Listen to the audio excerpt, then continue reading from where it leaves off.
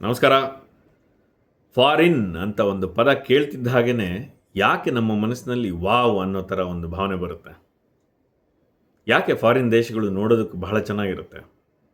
ವಿದೇಶಕ್ಕೆ ಹೋದಾಗ ನೋಡಿರ್ಬೋದು, ಅಥವಾ ಪರದೆಗಳ ಮೇಲೆ ನಮ್ಮ ಸಿನಿಮಾಗಳಲ್ಲಿ ನೋಡಿದಾಗ ಫಾರಿನ್ ಕಂಟ್ರೀಸ್ ಏನಿದೆ ಅಥವಾ ಬೇರೆ ದೇಶಗಳು ವಿದೇಶಗಳನ್ನು ನೋಡಿದಾಗ ವಾವ್ ಅನ್ನೋ ಥರ ಯಾಕೆ ನಮಗೆ ಫೀಲಿಂಗ್ ಬರುತ್ತೆ? ಯಾಕೆ ಆ ದೇಶಗಳು ಅಷ್ಟು ನೋಡೋದಕ್ಕೆ ಚೆನ್ನಾಗಿರುತ್ತೆ ಅಥವಾ ಮನಸ್ಸಿಗೆ ಹಿತ ಕೊಡುತ್ತೆ? ಯಾಕೆಂದರೆ ಅಲ್ಲಿಯ ಜನಗಳ ಕಾರಣದಿಂದಾಗಿ. ಅಲ್ಲಿಯ ಜನ ಅದನ್ನು ಆ ರೀತಿ ಸಂರಕ್ಷಿಸಿ ಇಟ್ಕೊಂಡಿರ್ತಾರೆ, ಕಾಪಾಡ್ಕೋತಾರೆ. ಅಲ್ಲಿಯ ಜನ ಅದಕ್ಕೆ ತಕ್ಕ ಹಾಗೆ ಸಹಕರಿಸ್ತಾರೆ. ನಮ್ಮ ದೇಶನೂ ಫಾರಿನ್ ಥರ ಆಗ್ಬೋದು ರೀ. ಅಂದರೆ ನಮ್ಮ ದೇಶ ಏನು ಚೆನ್ನಾಗಿಲ್ಲ ಅಂತ ನಾನು ಹೇಳ್ತಾ ಇಲ್ಲ. ನಿರ್ವಹಣೆಯಲ್ಲಿ ನಾವು ಸ್ವಲ್ಪ ಹಿಂದುಳಿದಿದ್ದೇವೆ ಅಷ್ಟೆ. ನಮ್ಮ ದೇಶದಲ್ಲಿ ಇರುವಂತಹ ವೈವಿಧ್ಯಮಯ ಏನು ಲ್ಯಾಂಡ್ಸ್ಕೇಪ್ಗಳಂತ ಏನು ಕರಿತೀವಿ, ಪ್ರಪಂಚದಲ್ಲಿ ಎಲ್ಲೂ ನೋಡ್ಲಿಕ್ಕೆ ಸಿಗೋದಿಲ್ಲ ನಿಮಗೆ. ಹಿಮಾಲಯದಿಂದ ಹಿಡಿದು, ಮರಳುಗಾಡಿನಿಂದ ಹಿಡಿದು, ದಟ್ಟ ಅರಣ್ಯಗಳಿಂದ ಹಿಡಿದು, ನಮ್ಮ ಪರ್ವತ ಶ್ರೇಣಿಗಳಿಂದ ಹಿಡಿದು ವೆಸ್ಟರ್ನ್ ಘಾಟ್ಸ್ ತನಕ, ಆಮೇಲೆ ನಮ್ಮ ಏನು ಸಮುದ್ರಗಳು, ನಮ್ಮ ಬೀಚ್ಗಳೇನಿದೆ, ನಮ್ಮ ಭಾರತ ದೇಶ ಅನ್ನೋದೇನಿದೆ, we are a blessed country ರೀ ಇನ್ ಟರ್ಮ್ಸ್ ಆಫ್ ಎವ್ರಿಥಿಂಗ್. ನಮ್ಮ ಏನು ನ್ಯಾಚುರಲ್ ರಿಸೋರ್ಸಸ್ ಇದೆ, ಪ್ರತಿಯೊಂದರಲ್ಲೂ ತುಂಬ ಶ್ರೀಮಂತ ದೇಶ ನಮ್ಮದು. ಬಹಳ ಸುಂದರವಾದ ದೇಶ ನಮ್ಮದು. ನೀವು ಭಾರತವನ್ನು ಉದ್ದಗಲಕ್ಕೂ ಓಡಾಡಿದರೆ ನಿಮಗೆ ಗೊತ್ತಿರುತ್ತೆ. ಪ್ರತಿಯೊಂದು ರಾಜ್ಯದಲ್ಲಿ ಅದರದ್ದೇ ಆದ ಸೌಂದರ್ಯ ಇದೆ. ನೀವು ಪ್ರತಿ 100 ಕಿಲೋಮೀಟ್ರಿಗೂ ನಮ್ಮ ದೇಶ ಬೇರೆ ಥರ ಕಾಣೋದಕ್ಕೆ ಶುರುವಾಗುತ್ತೆ. ಅಲ್ಲಿಯ ಜನ, ಅಲ್ಲಿಯ ಒಂದು ಸೊಗಡು, ಅಲ್ಲಿಯ ಸಂಸ್ಕೃತಿ, ಭಾಷೆ ಪ್ರತಿಯೊಂದು ಬದಲಾಗ್ತಾ ಹೋಗುತ್ತೆ. ನಮ್ಮದು ಅಷ್ಟು ವೈವಿಧ್ಯಮಯ ದೇಶ, ಅಷ್ಟು ವೈಬ್ರೆಂಟ್ ಕಂಟ್ರಿ ಅಂತ ಕರಿತೀವಲ್ಲ, ನಮ್ಮಂಥ ವೈಬ್ರೆಂಟ್ ಕಂಟ್ರಿ ಭೂಮಿ ಮೇಲೆ ಯಾವುದಿಲ್ಲ ರೀ. ಆದ್ರೂ ಫಾರಿನ್ ಅಂದ ತಕ್ಷಣ ನಮ್ಮ ಮನಸ್ಸಿನಲ್ಲಿ ವಾವ್ ಅನ್ನುವಂಥ ಭಾವನೆ ಬರೋ ಥರ ಆಗೋಗಿದೆ. ಯಾಕೆಂದರೆ ನಮ್ಮ ದೇಶವನ್ನು ನಾವು ಆ ವಾವ್ ಫೀಲಿಂಗ್ ಬರೋ ಥರ ಇನ್ನೂ ಇಟ್ಕೊಂಡಿಲ್ಲ. ನಾವು 4 ಜನ ರೀ, ನಾನು ಮತ್ತು ನೀವು ಈ ಏನು ವಿಡಿಯೋ ನೋಡ್ತಾ ಇದ್ದೀರ, ನಾವಿಷ್ಟೇ ಜನ ಸೇರಿ ನಮ್ಮ ದೇಶನ ಉದ್ಧಾರ ಮಾಡೋದಕ್ಕೆ ಶುರು ಮಾಡ್ಬೋದು. ಅಥವಾ ಈ ವಿಡಿಯೋವನ್ನು ಎಲ್ಲರೂ ನೋಡಿದಷ್ಟು ನಮ್ಮ ದೇಶನ ನಮ್ಮ ಕೈಯಲ್ಲಿದೆ, ನಮ್ಮ ದೇಶನ ವಾವ್ ಮಾಡೋ ಶಕ್ತಿ ನಮ್ಮ ಕೈಯಲ್ಲಿದೆ ಅಂತ ನಾವು ಅರ್ಥ ಮಾಡ್ಕೋಬೋದು. ಕೆಲವು ಪುಟ್ಟ ಸಂಚಿಕೆಗಳಲ್ಲಿ ಈ ಅಂಶಗಳನ್ನು ಬಿಡಿಸ್ತಾ ಹೋಗ್ತೀನಿ. ಇವತ್ತಿನ ಮೊದಲನೇ ಸಂಚಿಕೆ ಸ್ವಚ್ಛತೆ. ಬೇರೆ ದೇಶಗಳಲ್ಲಿ, ಎಷ್ಟೋ ದೇಶಗಳಲ್ಲಿ ಕಸವನ್ನು ನೀವು ಎಲ್ಲಂದ್ರಲ್ಲಿ ಬಿಸಾಕಿದರೆ ಆ ದೇಶದವರು ಆ ಕಸವನ್ನು ಎತ್ಕೊಂಡು ಹೋಗಿ ಅವರ ಯಾವುದು ಡಸ್ಟ್ಬಿನ್ ಇರುತ್ತೆ, ಕಸದ ತೊಟ್ಟಿ ಇರುತ್ತೆ, ಅಲ್ಲಿಗೆ ತೊಗೊಂಡೋಗಿ ಬಿಸಾಕ್ತಾರೆ. ಅದು ನಿಮ್ಮ ಕಸ ಆಗಿರಲಿ, ಯಾರದೇ ಕಸ ಆಗಿರಲಿ. ಇದು ನಿಮಗೆ ನೋಡ್ಲಿಕ್ಕೆ ಸಿಗುತ್ತೆ. ಬೇರೆ ದೇಶಗಳನ್ನು ನೀವು ಓಡಾಡಿದರೆ ನಿಮಗೆ ಗೊತ್ತಿರುತ್ತೆ. ಬಹಳಷ್ಟು ದೇಶಗಳು, ಜಪಾನ್ ಇರ್ಬೋದು, ಬಹಳಷ್ಟು ದೇಶಗಳಲ್ಲಿ ಈ ಪದ್ಧತಿ ಇದೆ. ಯಾಕೆ ಹಂಗೆ ಮಾಡ್ತಾರೆ? ಅವರಿಗೆ ಈಗ ನನ್ನ ಮನೆಯ ಅಂಗಳದಲ್ಲಿ ಯಾರಾದರೂ ಬಂದ್ಬಿಟ್ಟು ಏನಾದರೂ ಒಂದು ಕಸನ ಬಿಸಾಕಿ ಹೋಗಿದ್ರು, ನಾನು ಯಾರು ಬಿಸಾಕ್ದ ಅವ್ನು ಹುಡುಕಬೇಕು ಅಥವಾ ಅವ್ನು ಮಾಡ್ತಾನೆ ಅಂತ ಕಾಯ್ತಾ ಕೂರೋದಿಲ್ಲ. ನನ್ನ ಮನೆ ಅಂಗಳನ ನಾನು ಕಸವನ್ನು ಎತ್ತಿ ಬಿಸಾಕ್ತೀನಿ ಅಲ್ವಾ? ಆ ಭಾವನೆಯನ್ನು ಬಹಳಷ್ಟು ದೇಶದಲ್ಲಿ ಆ ದೇಶದ ನಾಗರಿಕರು ಬೆಳೆಸ್ಕೊಂಡ್ಬಿಟ್ಟಿದ್ದಾರೆ. ಇದು ನನ್ನ ದೇಶ, ಇದು ನನ್ನ ಮನೆ, ಇದು ನನ್ನ ರಸ್ತೆ, ಇದು ನನ್ನ ಏರಿಯಾ, ಇದು ನನ್ನ ನಗರ, ಇದು ನನ್ನ ಜಾಗ. ಯಾವುದೋ ಒಂದು ಸಾರ್ವಜನಿಕ ಸ್ಥಳಕ್ಕೆ ಹೋದರೆ ಇದು ನನ್ನ ಸ್ಥಳ ಅಂತ ಭಾವನೆ ಬೆಳೆಸ್ಕೋತಾರೆ. ಹಾಗಾಗಿ ಅದನ್ನು ಸ್ವಚ್ಛವಾಗಿರಬೇಕು, ನನ್ನ ಮನೆ ಅಂಗಳ ಹೇಗಿರಬೇಕು ಹಾಗಿರಬೇಕು ಅಂತ ಸ್ವಚ್ಛತೆಯನ್ನು ಕಾಪಾಡ್ಕೋತಾರೆ. ಹಾಗಾಗಿ ನಮಗೆ ಆ ಬೇರೆ ದೇಶಗಳು ನೋಡಿದಾಗ ವಾವ್ ಎಷ್ಟು ಚೆನ್ನಾಗಿದೆಯಪ್ಪ ಅಂತ ಅನ್ಸುತ್ತೆ. ಯಾಕಂದರೆ ನೀವೆಲ್ಲೇ ನೋಡಿದರೂ ಒಂಚೂರು ಕಸ ನೋಡ್ಲಿಕ್ಕೆ ಸಿಗಲ್ಲ, ಬಾಟ್ಲಿಗಳು ಸಿಗಲ್ಲ, ಪ್ಲಾಸ್ಟಿಕ್ ಕವರ್ಗಳು ಬಿಸಾಕಿರಲ್ಲ, ಯಾವುದೇ ರೀತಿ ಕಸಗಳು ಬಿಸಾಕಿರಲ್ಲ. ಪ್ರತಿಯೊಂದನ್ನು ತಿಂದು, ಅಥವಾ ನೀವೆಲ್ಲೋ ಹೋಗಿರ್ತಾರೆ, ಈಗ ನಮ್ಮ ಎಷ್ಟೋ ಕಡೆ ನೋಡ್ಲಿಕ್ಕೆ ಸಿಗುತ್ತೆ. ನೀವು ಪ್ರೇಕ್ಷಣೀಯ ಸ್ಥಳಗಳಿಗೆ ಹೋಗಿ ನೋಡಿ, ಎಷ್ಟು ಸುಂದರವಾದ ಕಾಡಿರುತ್ತೆ, ಎಷ್ಟು ಸುಂದರವಾದ ಪ್ರಕೃತಿ, ಪರಿಸರ ಎಲ್ಲ ಇರುತ್ತೆ. ನಮ್ಮವ್ರು ಹೋಗ್ಬಿಟ್ಟು ಚೆನ್ನಾಗಿ ತಿಂದಾದ್ಮೇಲೆ ಏನೇನು ಮಿಕ್ಕುತ್ತೆ ಎಲ್ಲದನ್ನು ಅಲ್ಲೇ ಬಿಸಾಕಿ, ಪ್ಲಾಸ್ಟಿಕ್ಗಳು, ಪ್ಲೇಟ್ಗಳು, ಲೋಟಗಳು, ಇನ್ನು ಕುಡಿಯುವಂಥವರು ಬಾಟ್ಲಿಗಳು ಎಲ್ಲದನ್ನು ಎಲ್ಲಂದ್ರಲ್ಲಿ ಬಿಸಾಕ್ಬಿಟ್ಟು ಯಾರೋ ತೆಗಿತಾರೆ. ನಮಗೇನಾಗಬೇಕು? ನಮ್ಮ ಕೆಲಸ ಮುಗೀತಲ್ಲ, ಬಂದ್ವಿ, ನಾವು ನೋಡಿದ್ವಿ, ಎಂಜಾಯ್ ಮಾಡಿದ್ವಿ, ಮುಗೀತಲ್ಲ. ಎಲ್ಲ ಬಿಸಾಕ್ಬಿಟ್ಟು ಏನು ಬೇಕು ಅದು ಮಾತ್ರ ತೊಗೊಂಡೋಗಿ, ಏನು ಬೇಡ ಎಲ್ಲ ಬಿಸಾಕ್ಬಿಟ್ಟು ಹೋಗುವ. ಈ ಮನೋಭಾವನೆ ನಮ್ಮಲ್ಲಿರೋ ತನಕ ನಮ್ಮ ದೇಶ ನಮಗೆ ಸ್ವಚ್ಛವಾಗಿ ಕಾಣೋದಕ್ಕೆ ಸಾಧ್ಯನೇ ಇಲ್ಲ. ಆ ವಾವ್ ಅನ್ನೋ ಫೀಲಿಂಗ್ ಬರೋದೇ ಇಲ್ಲ. ನಮ್ಮಲ್ಲಿ ನಾವು ಮೊದಲು ಬೆಳೆಸ್ಕೋಬೇಕು. ಬೇರೆಯವ್ರಿಗೆ ಹೇಳೋದಕ್ಕಿಂತ ಮುಂಚೆ ನಾನು ಯಾವತ್ತಾದರೂ ಒಂದು ಸಣ್ಣ ಪೇಪರ್ ತುಂಡನ್ನು ತೆಗೆದು ಬೇರೆ ಕಡೆ ಎಸೆದಿದ್ದೀನ, ನಾನು ಯೋಚನೆ ಮಾಡಬೇಕು.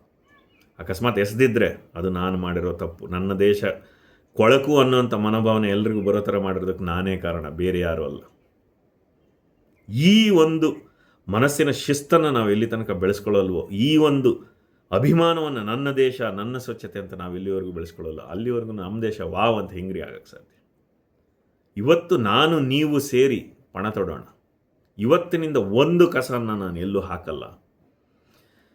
ಏನೇ ಕಸ ಇರಲಿ ಆದಷ್ಟು ಅದನ್ನು ಸರಿಸೋದಕ್ಕೆ ನಾನು ಪ್ರಯತ್ನ ಮಾಡ್ತೀನಿ, ಅಥವಾ ಬೇರೆಯವರಿಗೆ ಪ್ರೋತ್ಸಾಹ ನೀಡ್ತೀನಿ, ಬೇರೆಯವರಿಗೆ ಅದ್ರ ಬಗ್ಗೆ ತಿಳಿ ಹೇಳ್ತೀನಿ.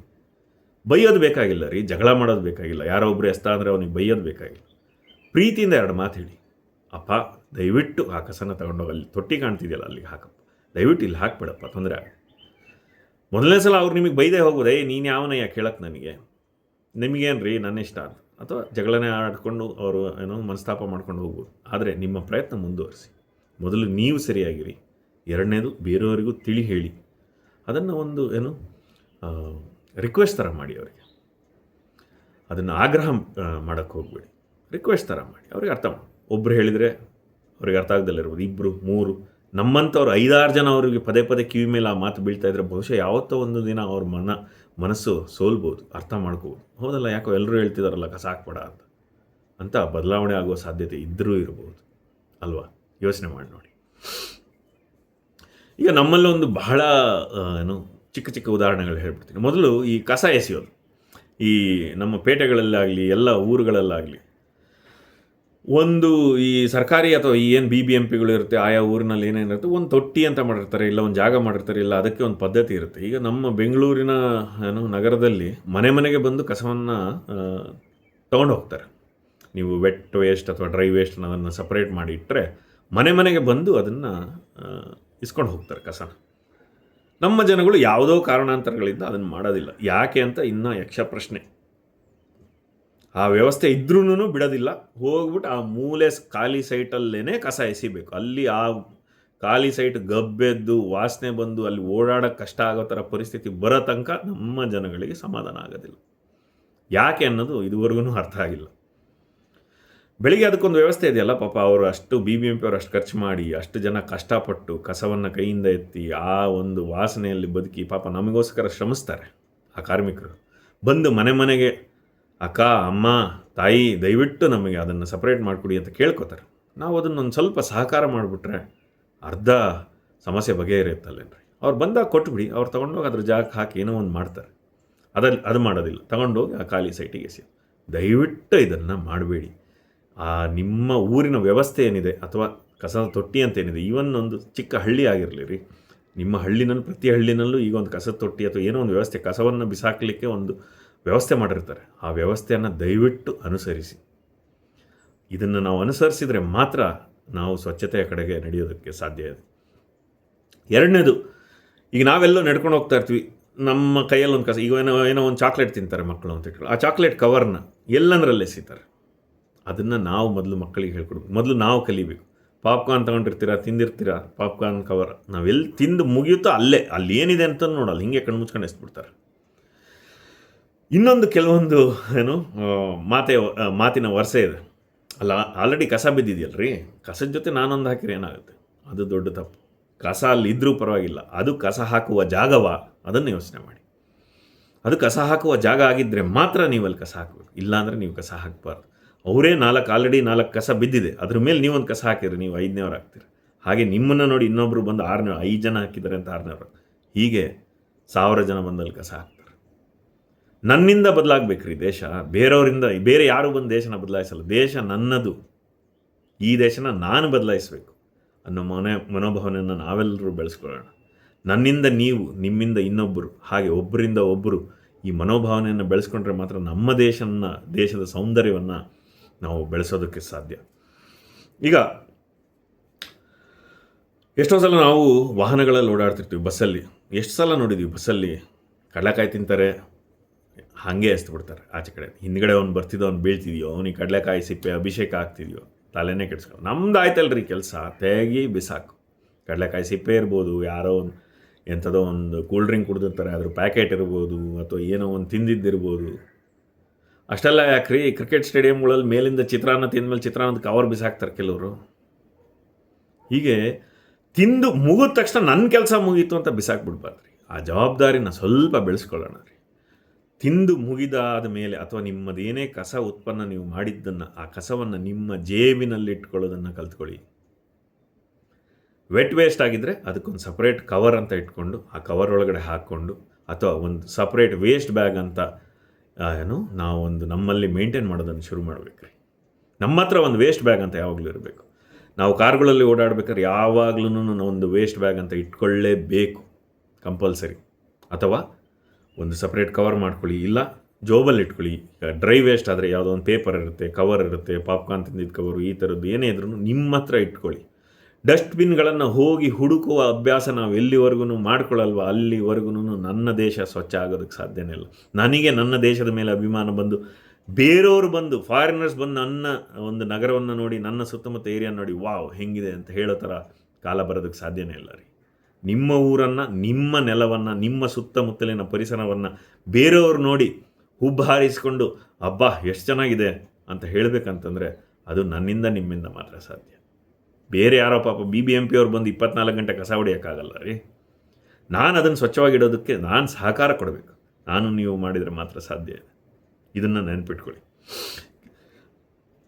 ಕಾರಿನಲ್ಲಿ ಸದಾ ಯಾವಾಗಲೂ ಒಂದೇನಾದರೂ ಕಸ ಹಾಕುವ ಜಾಗ ಮಾಡಿಕೊಳ್ಳಿ. ಬಸ್ಸಿನಲ್ಲಿ ಓಡಾಡಬೇಕಾದ್ರೆ ಆ ಕಸವನ್ನು ಶೇಖರಿಸಿ ಇಟ್ಕೊಳ್ಳಿ.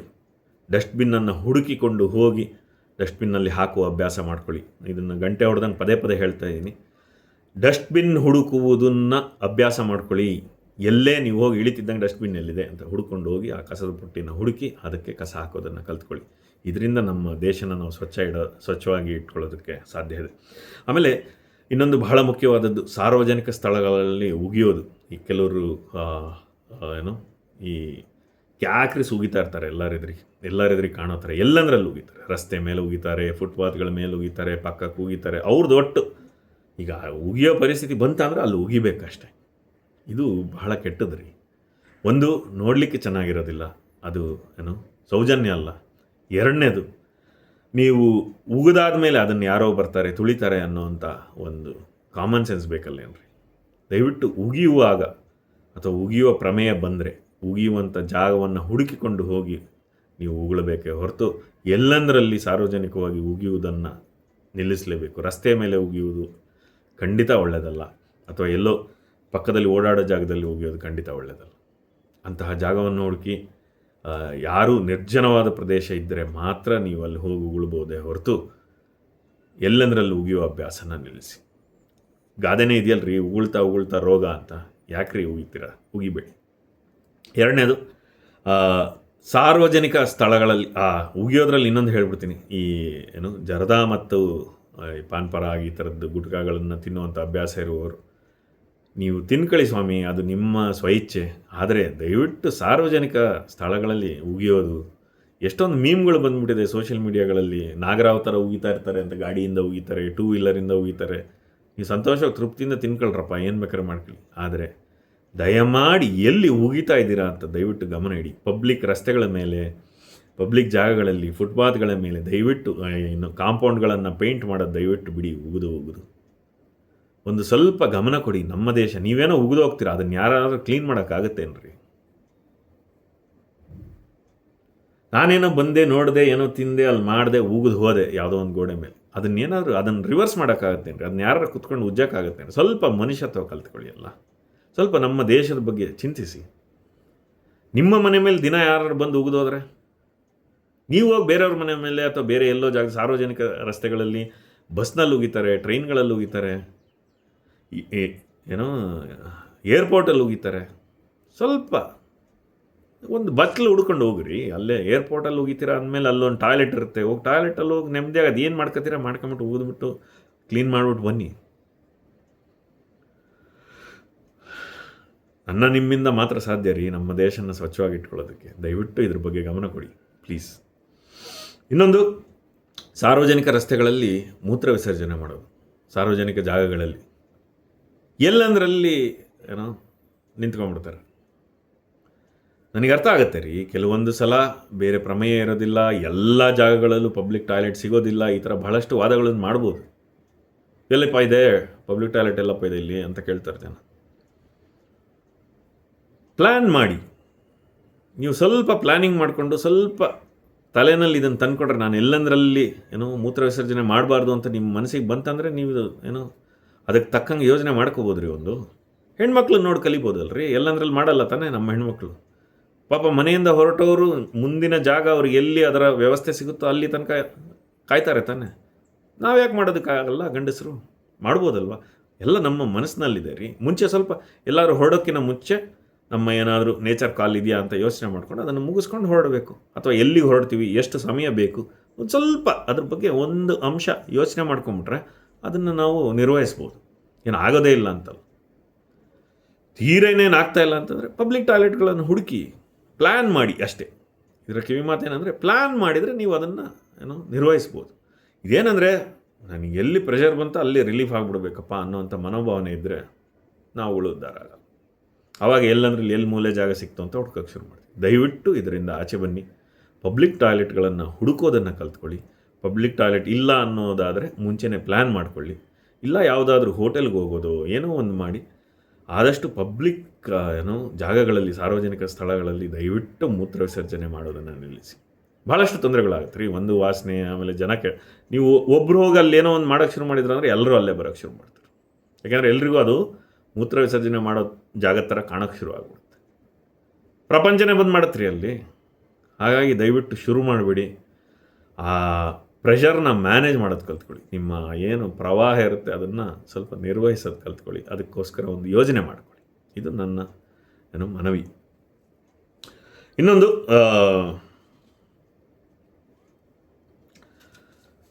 ಯಾವುದೇ ಕಾರಣಕ್ಕೂ ಸಾರ್ವಜನಿಕ ಸ್ಥಳಗಳಲ್ಲಿ ಯಾವುದೇ ಕಾರಣಕ್ಕೂ ಮಲ ವಿಸರ್ಜನೆ ಮಾಡುವುದನ್ನು ಖಂಡಿತ ನಾವು ನಿಲ್ಲಿಸಬೇಕು. ಎಷ್ಟೋ ಜಾಗಗಳಲ್ಲಿ ನೋಡಿಬಿಟ್ಟಿದ್ದೀವಿ. ಹೋಗಿ ಈಗ ತುಂಬ ಬಡತನ ಇದ್ದು ನಿಮ್ಮ ಒಂದು ಗುಡಿಸಲಿನಲ್ಲಿ ನಿಮಗೆ ಒಂದು ಟಾಯ್ಲೆಟಿನ ವ್ಯವಸ್ಥೆನೇ ಇಲ್ಲ ಅಂತಂದರೆ ನನಗೆ ಅರ್ಥ ಆಗುತ್ತೆ, ನೀವು ಯಾವ್ದಾದ್ರು ಜಾಗ ಹುಡ್ಕೊಂಡು ಹೋಗಲೇಬೇಕಾಗುತ್ತೆ. ಆದ್ರೂ ಸರ್ಕಾರಗಳು ಬೇಕಾದಷ್ಟು ಈಗ ಸ್ಕೀಮ್ಗಳಡಿ ನಿಮಗೆ ಟಾಯ್ಲೆಟ್ಗಳನ್ನು ಕಟ್ಟಿಸ್ಕೊಡೋದಕ್ಕೆ ವ್ಯವಸ್ಥೆ ಮಾಡ್ತಾಯಿದೆ. ಆಮೇಲೆ ಪ್ರತಿ ಏರಿಯಾಗಳಲ್ಲಿ, ಪ್ರತಿ ಜಾಗಗಳಲ್ಲಿ, ಈವನ್ ಹಳ್ಳಿಗಳಲ್ಲೂ ವ್ಯವಸ್ಥೆ ಮಾಡ್ತಾಯಿದೆ. ಆದಷ್ಟು ಶುಚಿತ್ವವನ್ನು ಕಾಪಾಡ್ಕೊಳ್ಳೋದಕ್ಕೋಸ್ಕರ ಟಾಯ್ಲೆಟನ್ನು ಬಳಸಿ. ಹೊರಗಡೆ ಹೋಗೋದು, ಮಲ ವಿಸರ್ಜನೆ ಮಾಡೋದು. ಎಷ್ಟೋ ಜನ ಈಗಲೂ ಸಿಟಿಗಳಲ್ಲೂ ಎಲ್ಲೋ ಖಾಲಿ ಸೈಟಲ್ಲಿ ಹೋಗಿ ಮಲ ವಿಸರ್ಜನೆ ಮಾಡೋದು, ಎಲ್ಲಾದರೂ ಸ್ವಲ್ಪ ಖಾಲಿ ಜಾಗಗಳಿದ್ದರೆ ಮಾಡೋದು. ಬಹಳಷ್ಟು ರೋಗಗಳಿಗೆ ಇದು ದಾರಿ ಮಾಡಿಕೊಡುತ್ತೆ. ಆಮೇಲೆ ನಿಮ್ಮ ಪ್ರತಿ ಏರಿಯಾಗಳಲ್ಲೂ ಅದರದ್ದೇ ಆದ ಕೆಟ್ಟ ಜಾಗಗಳು ಅಂತ ಉಳ್ಕೊಂಡ್ಬಿಡುತ್ತೆ. ಬಹಳ ಕೆಟ್ಟ ವಾಸನೆ ಬರೋದಾಗಲಿ, ಅಲ್ಲಿ ಕೊಳೆತನ ಆರ್ತಾ ಇರುತ್ತೆ. ಎಷ್ಟೋ ಕೆರೆಗಳ ಪಕ್ಕ ನೋಡಿ, ಈಗಲೂ ಬೆಂಗಳೂರು ನಗರದಲ್ಲೇ ಎಷ್ಟೋ ಕೆರೆಗಳ ಪಕ್ಕ ಕೆಟ್ಟ ಗಬ್ಬು ವಾಸನೆ ಹೊಡಿತಾ ಇರುತ್ತೆ. ರೈಲ್ವೆ ಟ್ರ್ಯಾಕ್ಗಳ ಪಕ್ಕ, ಈ ಥರ ರಸ್ತೆಗಳ ಪಕ್ಕ, ಕೆಲವೊಂದು ರಸ್ತೆಗಳು ನಿರ್ಜನವಾಗಿತ್ತು ಅಂತಂದರೆ ಅಲ್ಲಿ ಶುರು ಮಾಡಿಬಿಟ್ಟಿರ್ತಾರೆ. ನಮ್ಮ ದೇಶನ ನಾವು ಸ್ವಚ್ಛವಾಗಿಟ್ಕೊಂಡು ಎಲ್ಲೇ ಹೋದ್ರೂ ಒಂದು ವಾವ್ ಫೀಲಿಂಗ್ ಬರಬೇಕಂದ್ರೆ ಇವೆಲ್ಲ ಸಣ್ಣ ಸಣ್ಣ ಒಂದು ನಿರ್ಧಾರಗಳನ್ನು ನಾವು ಮಾಡ್ಕೋಬೇಕು. ಎಲ್ಲೇ ಹೋದ್ರೂ ನಾವು ಎಲ್ಲಂದರಲ್ಲಿ ನಮ್ಮ ನೇಚರ್ ಕಾಲ್ ಅಂತ ಏನಿರುತ್ತೆ, ನಮಗೆ ಬರೋ ಪ್ರೆಷರ್ನ ಅಲ್ಲೇ ರಿಲೀಫ್ ಮಾಡ್ಕೋಬೇಕು ಅಂತ ಇರಬಾರ್ದು. ಸ್ವಲ್ಪ ತಡ್ಕೊಳ್ಳೋದು ಕಲ್ತ್ಕೊ. ದೊಡ್ಡವರಾಗಿದ್ದೀವಿ, ನಾವೇನು ಪುಟ್ಟ ಮಕ್ಕಳಲ್ಲ. ಆಡೋ ಮಗು ಬಿಡಪ್ಪ, ಇನ್ನೇನು ಆಗೋದಿಲ್ಲ, ಅಲ್ಲೇ ಮಾಡ್ಕೊಂಬಿಡುತ್ತೆ ಅನ್ನಂಗಿದ್ರೆ ಒಂಥರ. ನಾವೆಲ್ಲ ದೊಡ್ಡವರಾಗಿರ್ತೀವಿ. ನಮ್ಮ ನಿರ್ವಹಣೆಯನ್ನು ನಾವು ಕಲ್ತ್ಕೋಬೇಕು. ಇವತ್ತಿನ ಕಿವಿ ಮಾತೇನಪ್ಪ ಅಂತಂದರೆ, ನಮ್ಮ ದೇಶವನ್ನು ನಾವು ಫಾರಿನ್ ಥರ ವಾವ್ ಅನ್ನೋ ಥರ ಫೀಲಿಂಗ್ ಬರಬೇಕಂದ್ರೆ ಮೊದಲ ಹೆಜ್ಜೆ ಅದಕ್ಕೆ ಸ್ವಚ್ಛತೆ. ಆ ಸ್ವಚ್ಛತೆ ನಮ್ಮ ಜವಾಬ್ದಾರಿ ರೀ. ಯಾರೋ ಪ್ರಧಾನಮಂತ್ರಿ ಬಂದ್ಬಿಟ್ಟು ಸ್ವಚ್ಛ ಭಾರತ್ ಅಂತ ಮಾಡಿದರೆ ದೇಶ ಸ್ವಚ್ಛ ಆಗಿಬಿಡಲ್ಲ ರೀ. ನಮ್ಮ ಸಹಕಾರ ಬೇಕು. ಸಹಕಾರ ಅನ್ನೋದಕ್ಕಿಂತ ಮುಂಚೆ ಅದರ ಒಂದು ಓನರ್ಶಿಪ್ ಬೇಕು ನಮಗೆ. ಹೌದು, ಇದು ನನ್ನ ಪ್ರಾಜೆಕ್ಟ್ ಅಂತ ಮಾಡಬೇಕು.